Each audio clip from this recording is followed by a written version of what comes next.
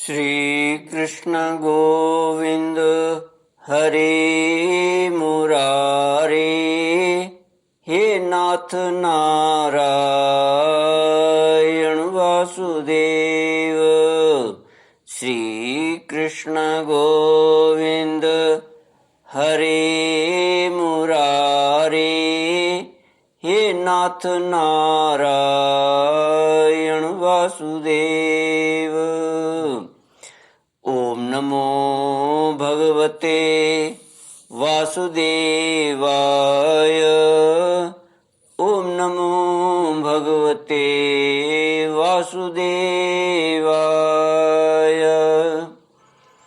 कृष्णाय वासुदेवाय हरये परमात्मने प्रणत क्लेशनाशाय गोविंदाय नमो नमः। सच्चिदानंद रूपाय विश्वोत्पत्त्यादिहेतवे तापत्रय विनाशाय श्री कृष्णाय वयं नमः। श्री कृष्णाय वयं नमः। सच्चित आनंद स्वरूप परमात्मा जो सृष्टि के उत्पत्ति, पालन और संहार करता है तथा जीवों के आध्यात्मिक, आदि दैविक, आदि भौतिक तापों को नष्ट करने वाले हैं, अर्थात जीवों के मानसिक, शारीरिक और भौतिक दुखों को दूर करने वाले हैं, उन श्री कृष्ण भगवान को हम नमस्कार करते हैं। श्री कृष्ण गोविंद हरे मुरारे, हे नाथ नारायण वासुदेव। श्रीमद्भागवत दशम स्कंध अथ चतुस्त्रिंशोऽध्यायः। श्री शुक उवाच। एकदा देवयात्रायां गोपाला जातकौतुकाः अनोभिरनड्डुद्युक्तैः प्रययुस्तेऽम्बिकावनम्। तत्र स्नात्वा सरस्वत्यां देवं पशुपतिं विभुम् आनर्चुरर्हणैर्भक्त्या देवीं च नृपतेऽम्बिकाम्। सुदर्शन और शंखचूड़ का उद्धार। श्री सुखदेव जी कहते हैं, परीक्षित, एक बार नंद बाबा आदि गोपों ने शिवरात्रि के अवसर पर बड़ी उत्सुकता, कौतूहल और आनंद से भरकर बैलों से जुती हुई गाड़ियों पर सवार होकर अंबिका वन की यात्रा की। राजन, वहाँ उन लोगों ने सरस्वती नदी में स्नान किया और सर्वांतर्यामी पशुपति भगवान शंकर जी का तथा भगवती अंबिका जी का बड़ी भक्ति से अनेक प्रकार की सामग्रियों के द्वारा पूजन किया। वहाँ उन्होंने आदर पूर्वक गौवें, सोना, वस्त्र, मधु और मधु अन्न ब्राह्मणों को दिए तथा उनको खिलाया पिलाया। वे केवल यही चाहते थे कि इनसे देवाधिदेव भगवान शंकर हम पर प्रसन्न हों। उस दिन परम भाग्यवान नंद सुनंद आदि गोपों ने उपवास कर रखा था, इसलिए वे लोग केवल जल पीकर रात के समय सरस्वती नदी के तट पर ही बेखटके सो गए। उस अंबिका वन में एक बड़ा भारी अजगर रहता था। उस दिन वह भूखा भी बहुत था। दैववश वह उधर ही आ निकला और उसने सोए हुए नंद जी को पकड़ लिया। अजगर के पकड़ लेने पर नंद राय जी चिल्लाने लगे, बेटा कृष्ण कृष्ण, दौड़ो दौड़ो, देखो बेटा, यह अजगर मुझे निगल रहा है। मैं तुम्हारी शरण में हूँ, जल्दी मुझे इस संकट से बचाओ। नंद बाबा का चिल्लाना सुनकर सब के सब गोप एकाएक उठ खड़े हुए और उन्हें अजगर के मुंह में देखकर घबरा गए। अब वे लुकाठियों अधजली लकड़ियों से उस अजगर को मारने लगे, किंतु लुकाठियों से मारे जाने और जलने पर भी अजगर ने नंद बाबा को छोड़ा नहीं। इतने में ही भक्त वत्सल भगवान श्री कृष्ण ने वहां पहुंचकर अपने चरणों से उस अजगर को छू दिया। भगवान के श्री चरणों का स्पर्श होते ही अजगर के सारे अशुभ भस्म हो गए और वह उसी क्षण अजगर का शरीर छोड़कर विद्याधरार्चित सर्वांग सुंदर रूपवान बन गया। उस पुरुष के शरीर से दिव्य ज्योति निकल रही थी। वह सोने के हार पहने हुए था। जब वह प्रणाम करने के बाद हाथ जोड़कर भगवान के सामने खड़ा हो गया, तब उन्होंने उससे पूछा, तुम कौन हो? तुम्हारे अंग अंग से सुंदरता फूटी पड़ती है। तुम देखने में बड़े अद्भुत जान पड़ते हो। तुम्हें यह अत्यंत निंदनीय अजगर योनि क्यों प्राप्त हुई? अवश्य ही तुम्हें विवश होकर इसमें आना पड़ा होगा। श्री कृष्ण गोविंद हरे मुरारे, हे नाथ नारायण वासुदेव। अजगर के शरीर से निकला हुआ पुरुष बोला, भगवान, मैं पहले एक विद्याधर था। मेरा नाम था सुदर्शन। मेरे पास सौंदर्य तो था ही, लक्ष्मी भी बहुत थी। इससे मैं विमान पर चढ़कर यहाँ से वहाँ घूमता रहता था। एक दिन मैंने अंगिरा गोत्र के कुरूप ऋषियों को देखा। अपने सौंदर्य के घमंड से मैंने उनकी हंसी उड़ाई। मेरे इस अपराध से कुपित होकर उन लोगों ने मुझे अजगर योनि में जाने का श्राप दे दिया। यह मेरे पापों का ही फल था।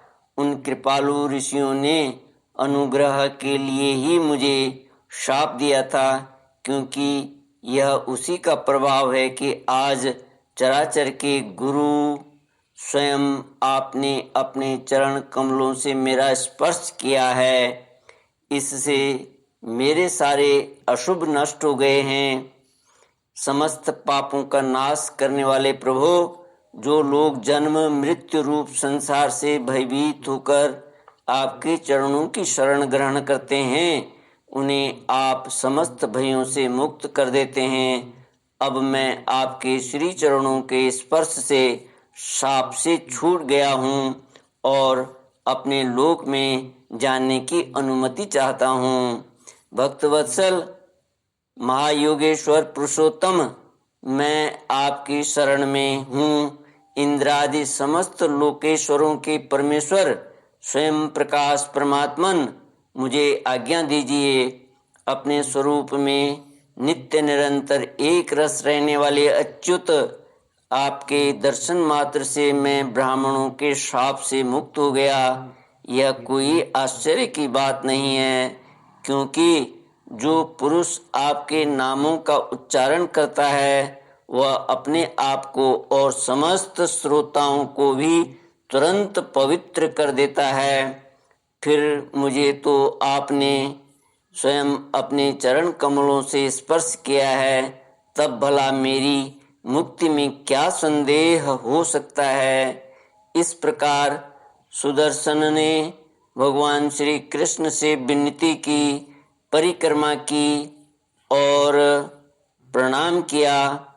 फिर उनसे आज्ञा लेकर वह अपने लोक में चला गया और नंद बाबा इस भारी संकट से छूट गए।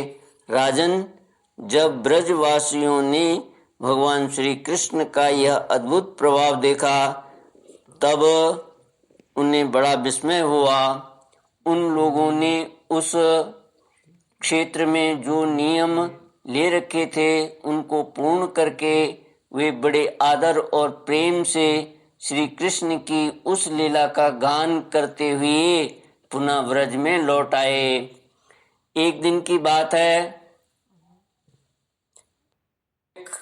कर्म करने वाले भगवान श्री कृष्ण और बलराम जी रात्रि के समय वन में गोपियों के साथ विहार कर रहे थे। भगवान श्री कृष्ण निर्मल पीतांबर और बलराम जी नीलांबर धारण किए हुए थे। दोनों के गले में फूलों के सुंदर सुंदर हार लटक रहे थे तथा शरीर में अंगराग सुगंधित चंदन लगा हुआ था और सुंदर सुंदर आभूषण पहने हुए थे। गोपियां बड़े प्रेम और आनंद से ललित स्वर में उन्हीं के गुणों का गान कर रही थीं। अभी अभी सायंकाल हुआ था, आकाश में तारे उग आए थे और चांदनी छिटक रही थी। बेला के फूल गंध से मतवाले होकर भौरे इधर उधर गुनगुना रहे थे तथा जलाशय में खिली हुई कुमुदिनी की सुगंध लेकर वायु मंद मंद चल रही थी। उस समय उनका सम्मान करते हुए भगवान श्री कृष्ण और बलराम जी ने एक ही साथ मिलकर राग अलापा। उनका राग आरोह अवरोह स्वरों के चढ़ाव उतार से बहुत ही सुंदर लग रहा था। वह जगत के समस्त प्राणियों के मन और कानों को आनंद से भर देने वाला था। उनका वह गान सुनकर गोपियां मोहित हो गईं। परीक्षित, उन्हें अपने शरीर की भी शुद्धि नहीं रही कि वे उस पर से खिसकते हुए वस्त्रों और चोटियों से बिखरते हुए पुष्पों को संभाल सकें। जिस समय बलराम और श्याम दोनों भाई इस प्रकार स्वच्छंद विहार कर रहे थे और उन्मत्त की भांति गा रहे थे, उसी समय वहाँ शंखचूड़ नामक एक यक्ष आया। वह कुबेर का अनुचर था। परीक्षित, दोनों भाइयों के देखते देखते वह उन गोपियों को लेकर बेखटके उत्तर की ओर भाग चला, जिनके एकमात्र स्वामी भगवान श्री कृष्ण ही हैं। वे गोपियां उस समय रो रो कर चिल्लाने लगी। दोनों भाइयों ने देखा कि जैसे कोई डाकू गौओं को लूट ले जाए, वैसे ही यह यक्ष हमारी प्रेयसियों को लिए जा रहा है और वे हा कृष्ण हा राम पुकार कर रो पीट रही हैं। उसी समय दोनों भाई उसकी ओर दौड़ पड़े। डरो मत, इस प्रकार अभय वाणी कहते हुए हाथ में शाल का वृक्ष लेकर बड़े वेग से क्षण भर में ही उस नीच यक्ष के पास पहुंच गए। यक्ष ने देखा कि काल और मृत्यु के समान ये दोनों भाई मेरे पास पहुंचे हैं। तब क्रूर घबरा गया। उसने गोपियों को वहीं छोड़ दिया, स्वयं प्राण बचाने के लिए भागा। स्त्रियों की रक्षा करने के लिए बलराम जी तो वहीं खड़े रह गए, परंतु भगवान श्री कृष्ण जहाँ जहाँ वह भाग कर गया उसके पीछे पीछे दौड़ते गए। वे चाहते थे कि उसके सिर की चूड़ामणि निकाल लें। कुछ ही दूर जाने पर भगवान ने उसे पकड़ लिया और उस दुष्ट के सिर पर कसकर एक घूंसा जमाया और चूड़ामणि के साथ उसका सिर भी धड़ से अलग कर दिया। इस प्रकार भगवान श्री कृष्ण शंखचूड़ को मारकर और वह चमकीली मणि लेकर लौट आए तथा सब गोपियों के सामने ही उन्होंने बड़े प्रेम से वह मणि बड़े भाई बलराम जी को दे दी। श्री कृष्ण गोविंद हरे मुरारे, हे नाथ नारायण वासुदेव।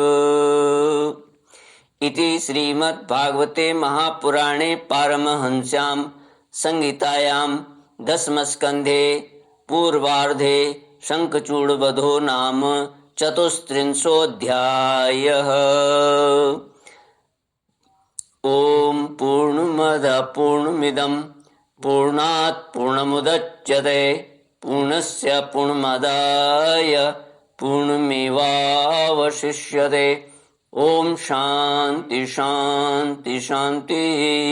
हरि ओम श्री गुरुभ्यो नमः। हरि ओम।